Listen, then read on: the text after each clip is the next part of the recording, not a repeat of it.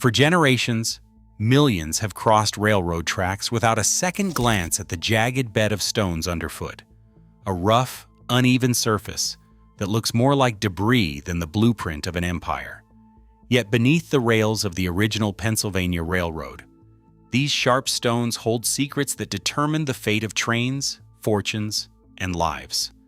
Why would the standard railroad of the world insist on burying its steel atop a foundation of broken rock? As we uncover the logic behind this overlooked layer, known as ballast, we will see how something as ordinary as crushed stone became essential to carrying vast weight, surviving storms, and preventing disaster. What does it reveal about the invisible infrastructures that make modern life possible, and what happens when we neglect them? The Pennsylvania Railroad's chief engineers gave the stone bed beneath the rails a formal name: ballast. This was not just any pile of rocks.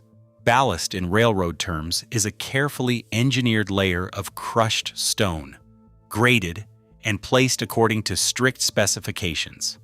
The Pennsylvania Railroad's own general specifications, circulated among its engineering department in the early 1900s, called for a uniform depth of 6 to 12 inches, never less, sometimes more in areas prone to flooding or frost. The stones themselves had to pass through a screen with openings no larger than 4 inches, ensuring that even the largest fragments would not exceed this limit, while most ranged from 1.5 to 3 inches across. This was not a random choice. The engineers insisted on clean, well-broken stone, free of dust and fine debris. Each fragment needed sharp edges, able to interlock with its neighbors, forming a stable, self-supporting matrix.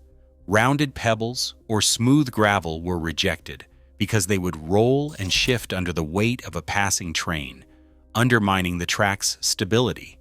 Instead, the Pennsylvania Railroad's specification writers, drawing on both field experience and early laboratory tests, demanded angular stone, usually limestone or quartzite, screened to the right size and shape. Ballast became a technical term, an unassuming but essential element of the track structure. It was measured, inspected, and maintained with the same rigor as rails and ties. 6 to 12 inches of this material, set to precise gradation, formed the hidden backbone of the Pennsylvania Railroad's main lines. The stones beneath the trains were no longer an afterthought. They were the silent partner in every journey, their specifications written into the DNA of the world's most ambitious railroad. Across the American landscape, the Pennsylvania Railroad once stretched farther and ran faster than any rival. At its peak, the company, often called the PRR, managed nearly 20,000 miles of track, linking the coal fields of western Pennsylvania to the ports of the Atlantic, the factories of the Midwest, to the canyons of Manhattan. Its trains hauled steel, coal, mail, and passengers with a regularity that set the pace for an entire nation. From the earliest days, the company's leaders were obsessed with standards, engineering, safety, reliability. They stamped their ambition into a single phrase painted on boxcars and letterhead: the standard railroad of the world. This was more than marketing. For the PRR, setting a standard meant building a network where every mile of track, every bridge and tunnel, every unseen detail beneath the rails had to hold up under the heaviest loads and the harshest weather. The stakes were enormous. A single weak link, a stretch of track that sagged in the spring rain, a foundation that shifted under winter frost, could halt a train, disrupt commerce, or threaten lives. On a system this vast, even the smallest decision about materials or methods could ripple across thousands of miles. The choice of ballast was no exception. What might look like a simple bed of stones became a test of the railroad's engineering philosophy. Would the Pennsylvania Railroad settle for whatever local gravel was at hand? Or would it demand a carefully specified, uniform material that could be quarried, screened, and delivered by the trainload? The answer shaped not just the safety and speed of its trains, but the reputation of the railroad itself. In time, other lines would study the PRR's standards, borrowing its methods, even copying its slogans. The stones beneath the rails became a quiet signature, proof that the Standard Railroad was built on more than ambition. It was built on choices that mattered, mile after mile, year after year. Crushed stone, graded, and placed with precision, became the Pennsylvania Railroad's quiet guarantee. It was more than a layer beneath the rails. It was the foundation for an entire network. Every mile of track, every schedule met, every record set for speed or tonnage, depended on the stability provided by this engineered bed. The decision to demand a uniform, angular ballast was not just technical, it was strategic.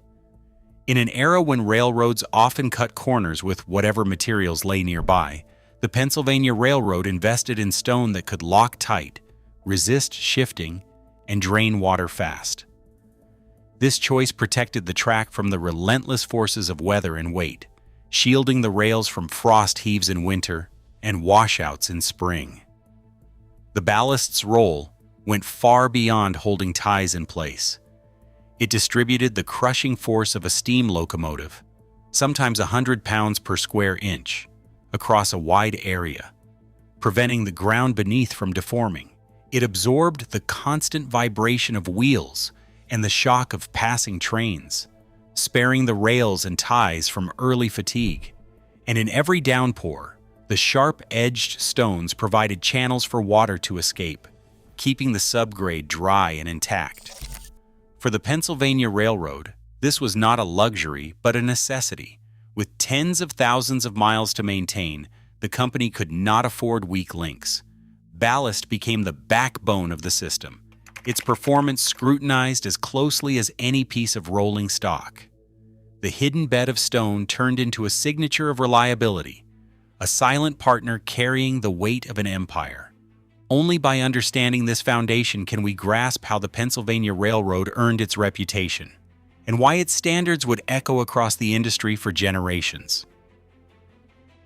A fully loaded steam locomotive presses down on the rails with a force that can exceed 100 pounds for every square inch of steel. Underneath, the ballast must answer to this immense weight, not just once, but thousands of times a day. Engineers at the Pennsylvania Railroad's Altoona Works wanted proof that their carefully specified stone bed could hold up. In 1912, they built a series of ballast box tests, controlled experiments that measured how different stones responded to repeated loading. The results were clear. Crushed limestone, screened to a maximum of 4 inches and packed to a depth of at least 6 inches, could withstand vertical pressures up to 150 pounds per square inch without permanent deformation. This was not just about holding the track in place. Each time a train wheel struck a joint or crossed a switch, it sent a jolt through the rail and down into the ballast. The sharp-edged stones locked together, spreading the shock sideways and downward, turning a pinpoint force into a broad, manageable pressure. Laboratory triaxial tests confirmed what field crews saw every day. The granular skeleton of angular stone, when properly confined, could carry the heaviest loads the railroad could throw at it. Finer, rounded aggregates failed at nearly half the pressure, crumbling or shifting out of place. For the PRR, these numbers were not academic. Every mile of track depended on the ballast's ability to absorb shock and distribute weight. Without this unseen strength, the rails would sink, the ties would twist, and the ground beneath would buckle. The stone bed beneath the trains was not just a cushion. It was the essential armor against mechanical failure, a silent force that kept the whole system running. Water is the silent adversary of any railroad. Every rainstorm, every spring thaw sends gallons of water down the sloped shoulders of the Pennsylvania Railroad's main lines. To survive, the track bed had to do more than bear weight. It had to shed water instantly before it could freeze, seep, or undermine the ground below. The cross-section of a Pennsylvania railroad track reveals a deliberate design. Stone ballast extends nearly 15 inches beyond each tie, then tapers outward at a 3-to-1 slope. This is not cosmetic. The geometry channels water away from the rails, directing it toward ditches at the edge of the right-of-way. Beneath the surface, the ballast forms a porous web, its void ratio between 0.4 and 0.5, meaning almost half its volume is open space. When a summer downpour hits, water drops straight through the gaps, draining away in seconds. Field tests at Altoona in the 1910s clocked full drainage after a heavy rain in under 15 seconds. In the Alleghenies, where snowmelt and freeze-thaw cycles threaten to heave and buckle the track, this rapid percolation is a matter of survival. If water lingers, it can freeze, expand, and shove the rails out of alignment. The Pennsylvania Railroad's engineers obsessed over these details, knowing that even a small miscalculation in slope or stone gradation could spell disaster over thousands of miles. The ballast was not just a static layer, it was a living drainage system, tuned to the climate and the land. The result was a track that could endure the worst Pennsylvania weather, season after season, without giving an inch. Sharp edges became the secret ingredient. Pennsylvania Railroad's chief engineer Thomas A. Horton put it plainly in his diary, "The interlocking of sharp-edged fragments provides a self-locking matrix that resists lateral migration under repetitive loading." Horton's words cut straight to the logic behind the PRR's insistence on angular stone. Each piece of ballast, freshly crushed and screened, fit against its neighbors like the teeth of a gear. When a train thundered overhead, the stones pressed together, locking tight, refusing to budge sideways or sink. Rounded river pebbles, on the other hand, would slip and roll, opening gaps that let the track twist or settle.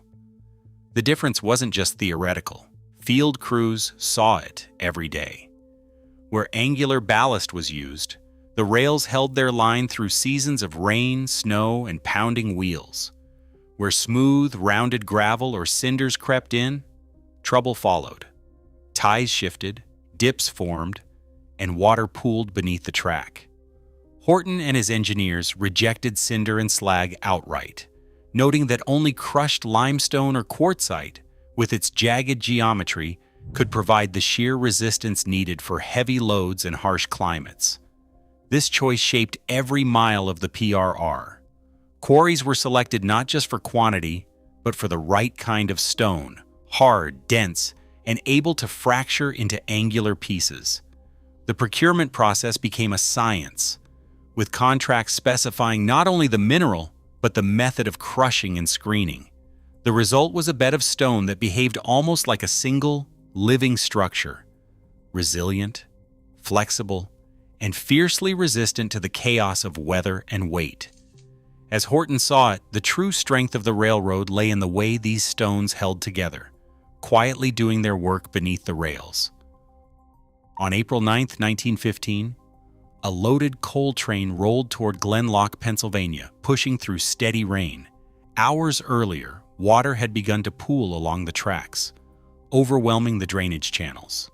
The stone bed beneath the rails, meant to carry away the runoff, was already clogged with fine clay and cinder. As the locomotive approached a low embankment, the ground gave way. Rails twisted, ties dropped, and the engine toppled sideways, dragging 4 cars with it. The engineer never had a chance. Investigators arrived within hours, boots sinking into mud where the ballast should have been dry and firm. Their survey revealed the warning signs. The slope of the ballast had been cut too steep, just 2-to-1 instead of the prescribed 3-to-1, choking off the path for water to escape. Almost 12% of the stone was contaminated with clay fines, leftovers from nearby mining, mixed in by crews trying to stretch supplies. Maintenance logs showed the last tamping had taken place 9 months earlier, well past the 6-month interval recommended for this stretch of track. The accident report was blunt. Inadequate drainage, fouled stone, and delayed maintenance had combined to undermine the very foundation of the railroad. Within weeks, the Pennsylvania Railroad's engineering department issued a new general order. All water-prone sections would be rebuilt with proper slopes, quarterly ballast inspections would become mandatory, and mechanical tamping machines would replace hand tools on the busiest lines. The Glen Loch disaster became a turning point, a reminder that even the best engineering standards mean nothing if ignored. From that day forward, the silent bed of stones was no longer taken for granted. Every mile of track demanded vigilance, and every lapse carried a cost. Every mile of the Pennsylvania Railroad's vast network demanded more than just the right kind of stone. It required constant attention, year after year. To keep the ballast doing its job, the railroad organized specialized crews, each 12 men strong, responsible for 5-mile stretches of track. Their work was relentless. Ballast does not stay perfectly in place on its own. Passing trains shake the stones loose. Rain brings in mud, and time presses everything downward. The crew's main task was tamping, packing the stones tightly around and beneath the wooden ties to restore the track's geometry and stability. For decades, this meant back-breaking labor with shovels and heavy iron bars. But by the mid-1930s, the scale of the operation had outgrown hand tools alone. Enter the Hercules H-Tamp, a 30-ton hydraulic machine that could compact the ballast with precision and speed. Field logs from the mid-1930s show that these machines cut tamping time by 70%. What once took 3 days for a crew now finished in less than 1 day. The H-Tamp's hydraulic arms pressed 2 inches of stone into place with each pass, delivering a steady 30 pounds per square inch, enough to keep the ties locked and the rails aligned. Maintaining nearly 20,000 miles of track came at a steep price. By the 1950s, the Pennsylvania Railroad was spending over $4 million a year just to keep the ballast in line. The investment was massive, but the alternative, letting the stones drift, allowing water to pool, or rails to sag, was unthinkable. Every tamped segment, every dollar spent, was a wager against disaster. On the Pennsylvania Railroad, the hidden labor beneath the rails was as essential as the steel and steam above. In the early 1960s, the Pennsylvania Railroad faced a new proposal. Could concrete slabs, poured in place and reinforced with steel, replace the time-honored bed of stone? Engineers laid out 2-mile pilot sections in the busy Philadelphia-Trenton corridor, hoping these rigid platforms would end the cycle of tamping and cleaning that stone demanded. The numbers looked promising at first. Slab-track offered a smoother ride and needed less frequent attention, at least in theory. But the costs ran high, 25% more than stone ballast from the start, and the concrete began to crack under the stress of summer heat and winter frost. Expansion joints clogged with debris, and hairline fractures crept across the surface. After just a few years, the experiment was abandoned. The slabs left to settle and break apart. The railroad quietly returned to the old system, investing in new ballast cleaning and tamping machines instead. Today, the legacy of those decisions lies hidden beneath the rails. Modern geotechnical surveys, using ground-penetrating radar and cone penetration testing, have measured the bearing strength of the original PRR ballast at 3,200 pounds per square inch. Even after a century of trains, the stone bed still meets the demands of Amtrak's high-speed corridor. A 2021 Pennsylvania Transportation Institute study found drainage channels intact and compaction patterns from the 1912 Altoona tests still visible. For every attempt to replace it, the engineered ballast has quietly outlasted its challengers.